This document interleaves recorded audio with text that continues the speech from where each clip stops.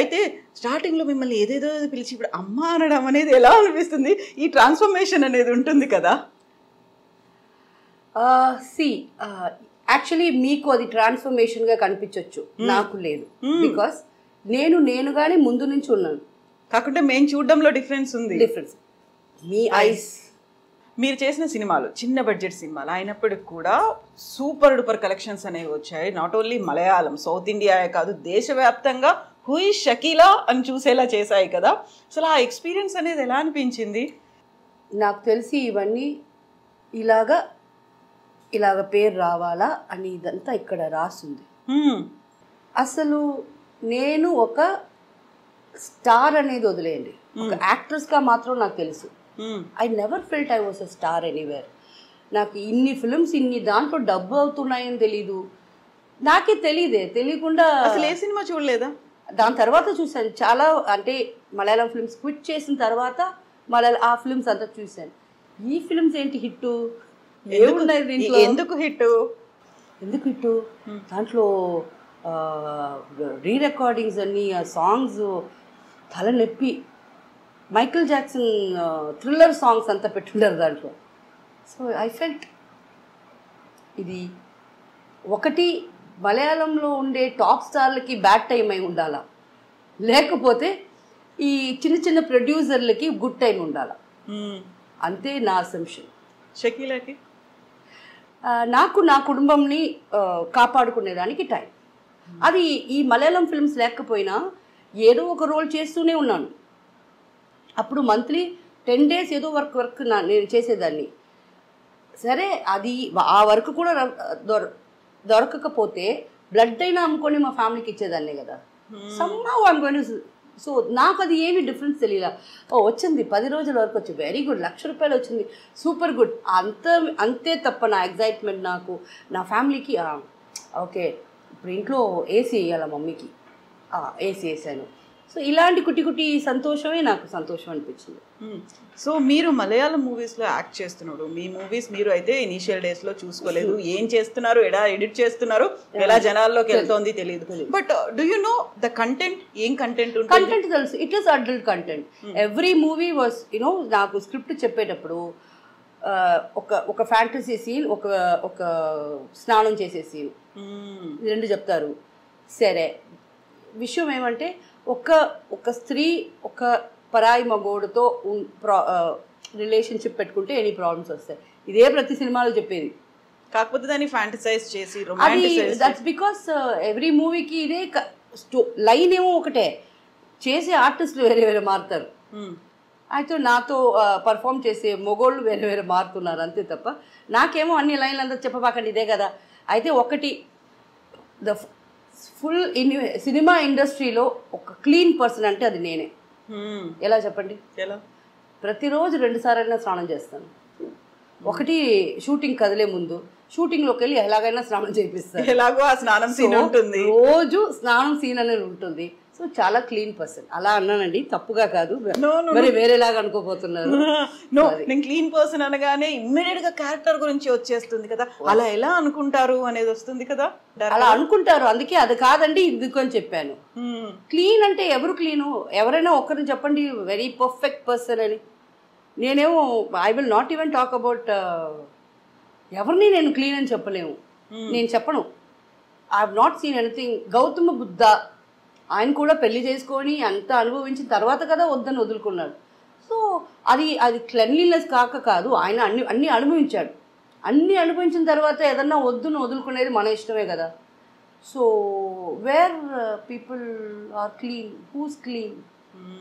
నాకు తెలియదు ఎవరు క్లీన్ అని. సో క్లీన్కి క్యారెక్టర్కి మీరు ఇచ్చే డెఫినేషన్ ఏంటి? ఎలా చూస్తారు దాన్ని అసలు మీరు? See, character is what you are. దాన్ని బట్టి మన క్లెన్లీనెస్ మన కాడ ఉంటుంది. Character is what I am right now. నేను ఇలాగే, మీరు నన్ను మారమన్నా మీకోసం నేను మారను, నా కోసం మిమ్మల్ని మార్చుకోమన్ను. This is what I am, let me be myself. So దీంట్లో ఎంత క్లీన్గా ఉన్నాననేది నా విషయంలో నేను ఎలా clean. Do I disturb you? Do I talk bad about you? Have you ever heard me talking any shit about anybody in the industry? ఎంత తెలిసినా because that is their character. వాళ్ళకి అది క్లీన్, మనం క్లీన్ అని వాళ్ళు అనుకోవచ్చు. So who am I to judge people? So this is what I yam. So true. నిజంగానే ఇప్పుడు ఒక కైండ్ ఆఫ్ మూవీస్ చేశారు అని కానీ ఇంకా వాళ్ళు అంతే, వాళ్ళ క్యారెక్టరే అంతా అనేది ఒక ఇమేజ్ పడిపోతుంది. మీ మీద కూడా అలాంటి పేరు semi porn star, adult star, ఎంత మీరు సెన్సేషన్స్ చేసి ఇవన్నీ చేసినప్పటికీ తను యాక్ట్ చేసింది అలాంటి మూవీస్ లోనే కదా. They judge your character, they judge you కదా. That is their problem.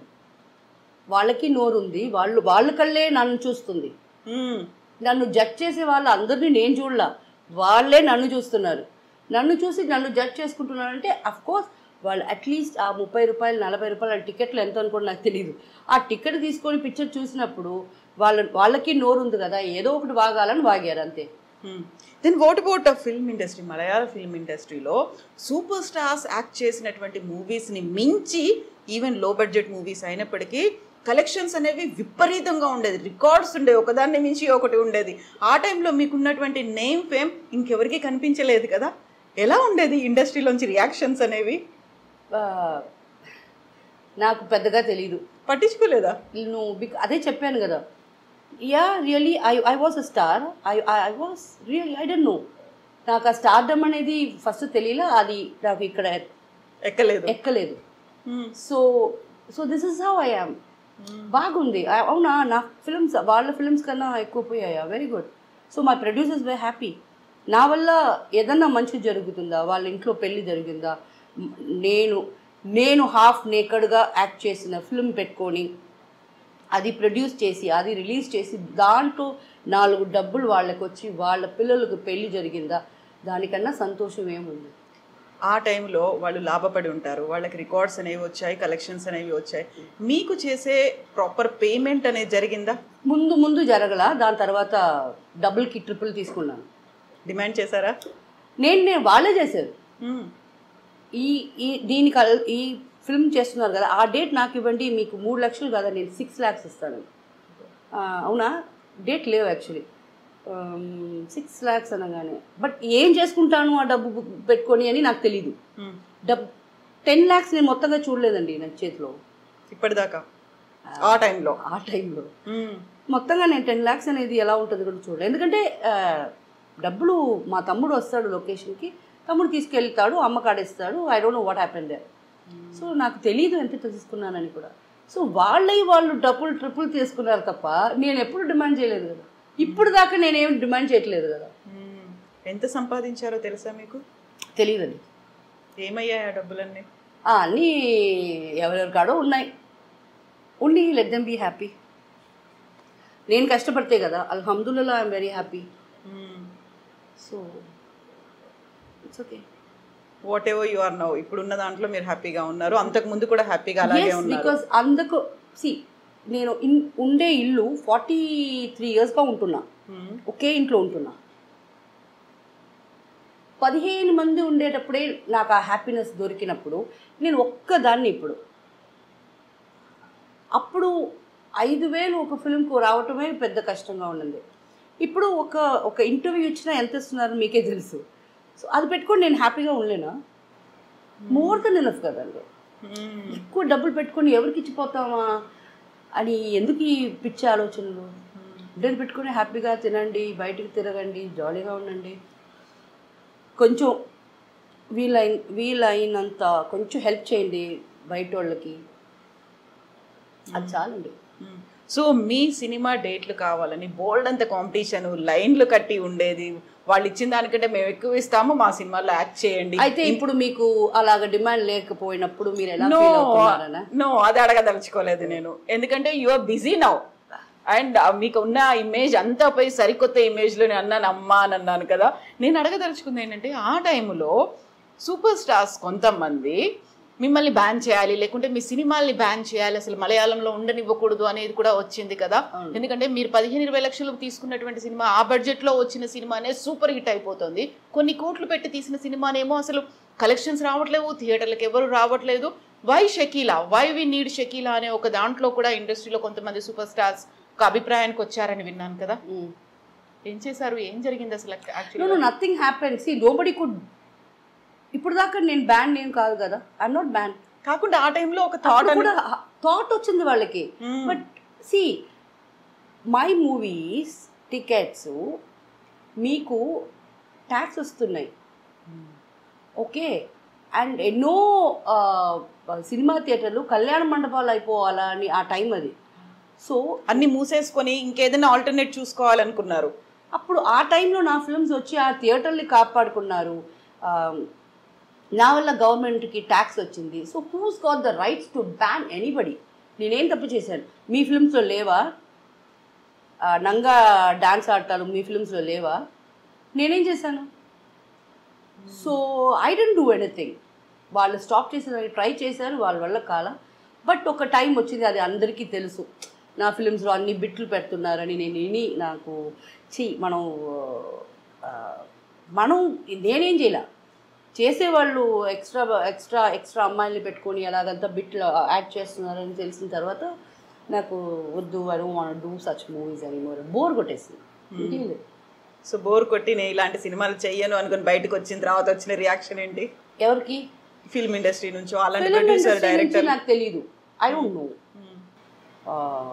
But ఇంట్లో మాత్రం ఫీల్ అయ్యారు, అయ్యో అయ్యో ఎందుకు వదులుకున్నావు ఏంటిది అని. మా ఎన్ని రోజులు